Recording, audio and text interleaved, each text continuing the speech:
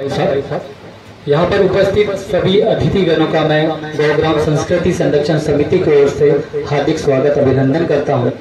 और यहाँ पर उपस्थित सभी छात्र छात्राएं, उनके पेरेंट्स और जो भी यहाँ उपस्थित है उनका भी मैं एक बार गौग्राम संस्कृति संरक्षण समिति की ओर से हार्दिक हार्दिक हार्दिक अभिनंदन स्वागत करता हूँ। मैं अपना टॉपिक योग और प्राकृतिक चिकित्सा पर बोलने से पहले आपको गौग्राम संस्कृति संरक्षण समिति के बारे में बताना चाहूंगा।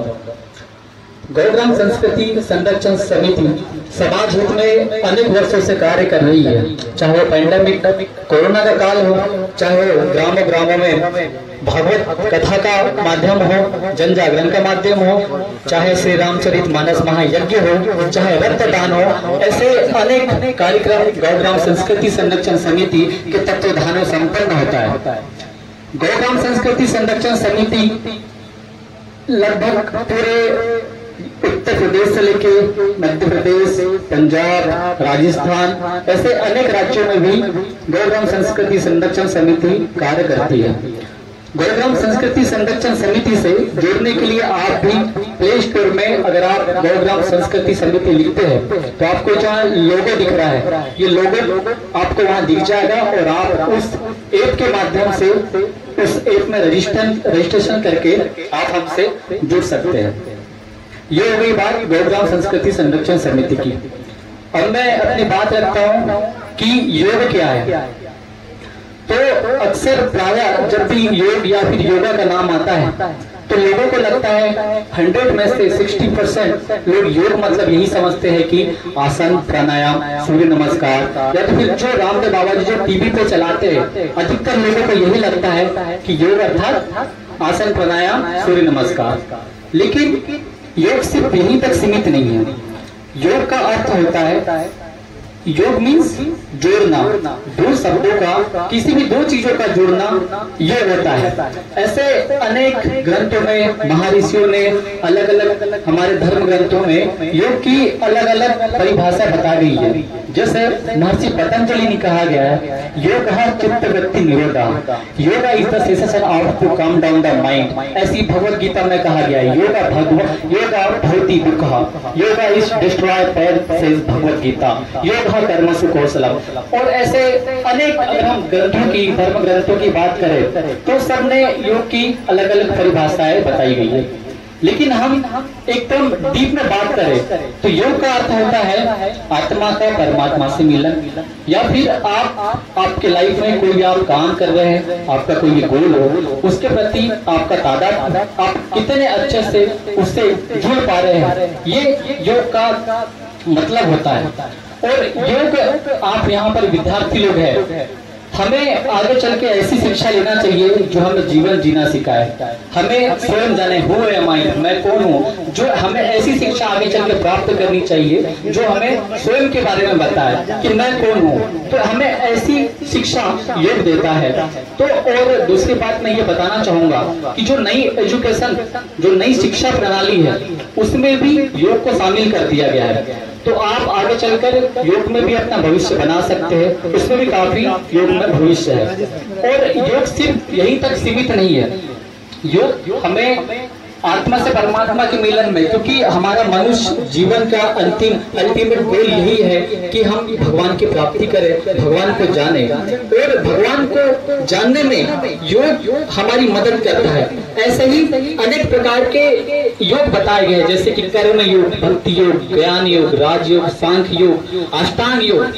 तो अष्टांग योग की जितने भी जो हम योग सुनते हैं, कर्म योग, स्वर योग, ज्ञान योग, हठ योग, राजयोग, तो सारे जो योग होते हैं उनका अल्टीमेट गोल भगवान तक पहुंचना ही होता है। वो हमें रास्ता बताते हैं कि हम भगवान तक कैसे पहुंचे, चाहे वो भक्ति योग हो, भक्ति योग में चाहे वो नौदा भक्ति हो, श्रवण, कीर्तन, पूजन, पाद्य सेवन, नौदा भक्ति, ऐसे कई प्रकार के जितने भी योग है, सबका उद्देश्य भगवान की प्राप्ति होता है। तो ऐसे ही योग में और एक आ जाता है अपना अष्टांग योग, जिसमें 8 प्रकार के अंग होते हैं, यम, नियम, आसन, प्राणायाम, प्रत्याहार, धारणा, ध्यान, समाधि।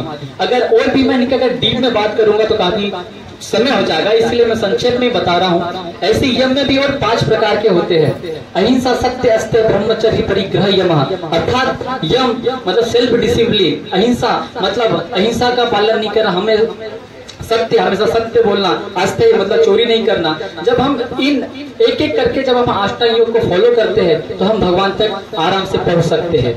ये हो गया योग। और ऐसे ही योग के बाद अगर मैं प्राकृतिक चिकित्सा की बात करूं, जिसे इंग्लिश में नेचुरोपैथी कहते हैं, तो जैसे आपने अनेक शिक्षा प्रणाली के बारे में सुना होगा, जैसे होम्योपैथ, एलोपैथ, आयुर्वेद, यूनानी, सिद्धा। तो ऐसे ही एक चिकित्सा पद्धति होती है जिसे कहते हैं प्राकृतिक चिकित्सा। प्राकृतिक चिकित्सा अर्थात हमारे प्रकृति के पंच तत्व से हम इसमें ट्रीटमेंट करते हैं। प्राकृतिक चिकित्सा सिर्फ हमें सिर्फ फिजिकल तौर पे नहीं, बल्कि फिजिकल, सोशली, स्पिरिचुअली, मेंटली मतलब हमारे सभी स्तर पर प्राकृतिक चिकित्सा हमें ठीक करती है। जो एलोपैथी पद्धति होती है वो सिर्फ भौतिक तौर पर ठीक करती है। और आपको और एक जानकारी मैं बताना चाहूंगा, एलोपैथी काम कैसे करती है, इस पर जरा थोड़ा ध्यान दीजिए।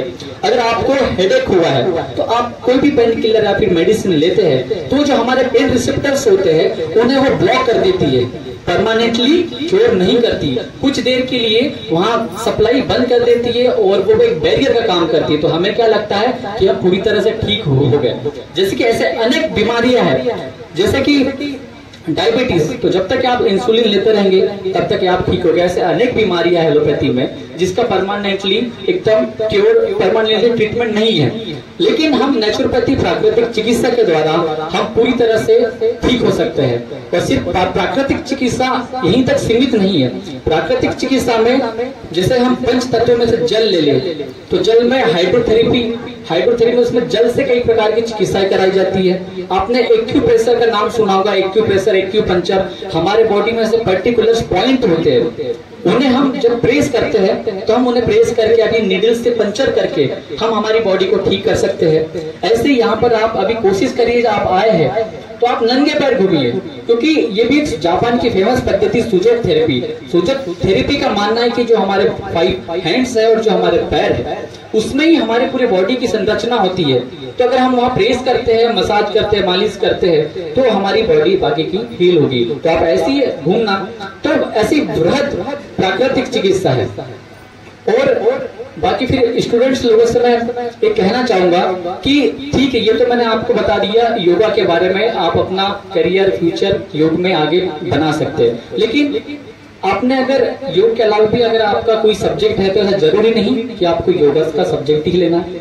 आप अपनी पढ़ाई के साथ साथ में भी अपने जीवन में योग को फॉलो कर सकते हैं। और जो भी सब्जेक्ट लिया हुआ, क्योंकि स्वामी विवेकानंद जी कहते थे, अवेक, अराइज एंड स्टॉप